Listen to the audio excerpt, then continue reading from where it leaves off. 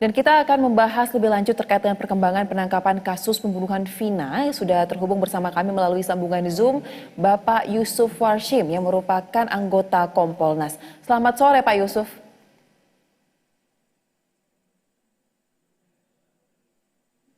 Baik, selamat sore Pak Yusuf. Apakah suara dari studio sudah terdengar dengan jelas?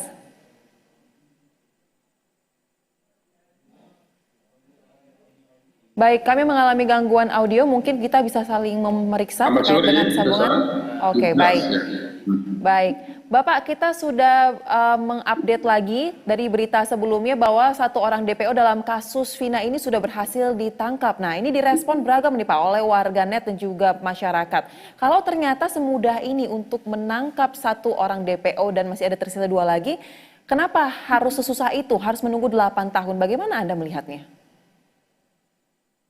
Ya, jadi sebenarnya sementara kami melihat terkait dengan 3 tersangka yang belum tertangkap dalam kasus pembunuhan Vina dan Eki ini sampai ada putusan pengadilan itu tidak terhenti.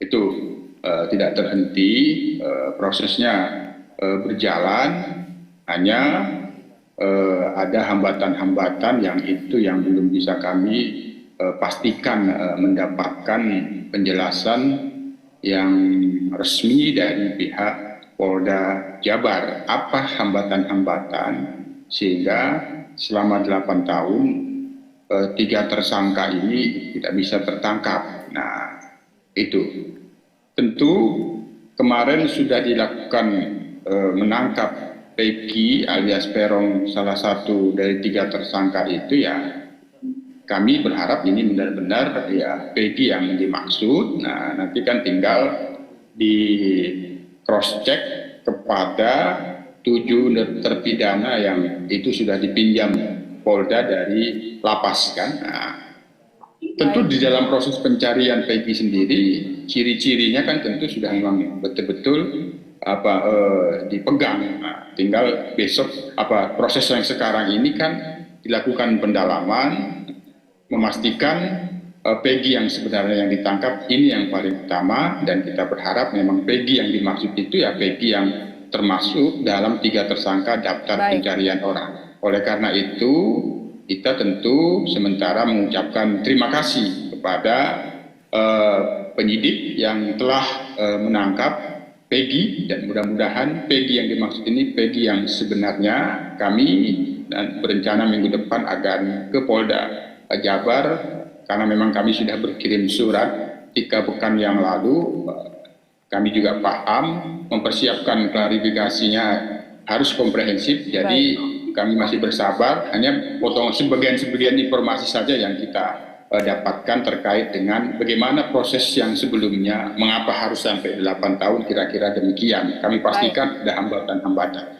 Pak Yusuf, terkait dengan penangkapan Peggy ini kan menjadi sorotan juga ya Pak. Ada perdebatan juga di masyarakat bahwa katanya foto yang dirilis oleh pihak kepolisian mengenai Peggy dan juga dibandingkan dengan apa yang ditemukan di media sosial ini merupakan tidak ada kemiripan di antara keduanya. Lalu ada tuntutan supaya pihak kepolisian yaitu Polda Jabar melakukan konferensi pers menunjukkan sosok Peggy. Nah, menurut Anda bisa nggak hal ini dilakukan oleh Polda Jabar untuk menjawab tanda tanya tersebut, Pak?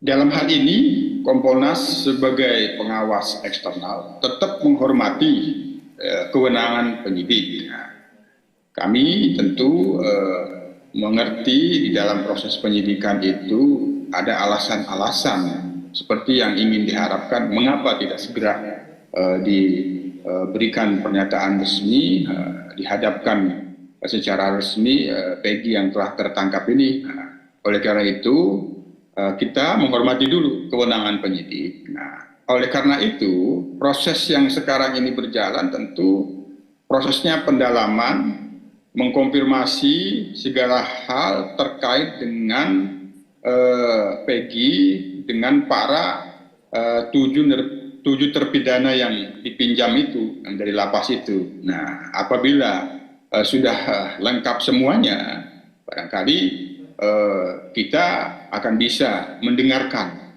pernyataan yang dikatakan secara jelas dihadapkan Peggy yang sebenarnya.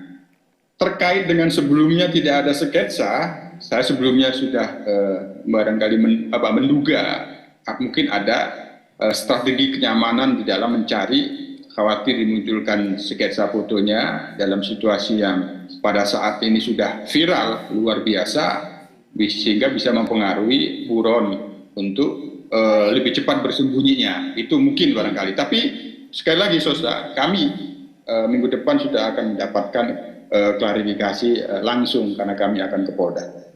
Baik, berarti untuk kasus Peggy ini masih menunggu langkah selanjutnya dari pihak tim kepolisian dan akan ditindaklanjuti oleh Kompolnas pada minggu depan ya Pak. Terakhir mungkin Pak dari saya mengenai pemeriksaan yang sedang berlangsung, apakah dengan adanya penarikan BAP yang sebelumnya dilakukan oleh pihak tersangka, kemudian ada mengenai salah tangkap, apakah hal-hal tersebut bisa menjadi landasan bagi kepolisian untuk dapat mencari 2 orang DPO lagi? Data informasi sementara terkait dengan pencabutan BAP itu kan pada saat kasusnya, penanganannya itu dilimpahkan dari Polresta Cirebon ke Polda. Itu ada proses pendampingan oleh kuasa hukum juga, namun secara detail seperti apa prosesnya terkait dengan alasan-alasan mencabut BAP itu yang bagian dari permintaan klarifikasi kami kepada penyidik. Nah, seperti apa prosesnya? Apakah ada hal-hal yang kaitannya dengan keterangan yang dimintakan itu tidak sesuai dengan sebelumnya, atau memang dari pihak kuasa hukum meminta pada saat dilimpahkan dari Polresta ke Polda Jabar dicabut dulu keterangannya, dilakukan pemeriksaan dari nol lagi, diulang, kira-kira begitu.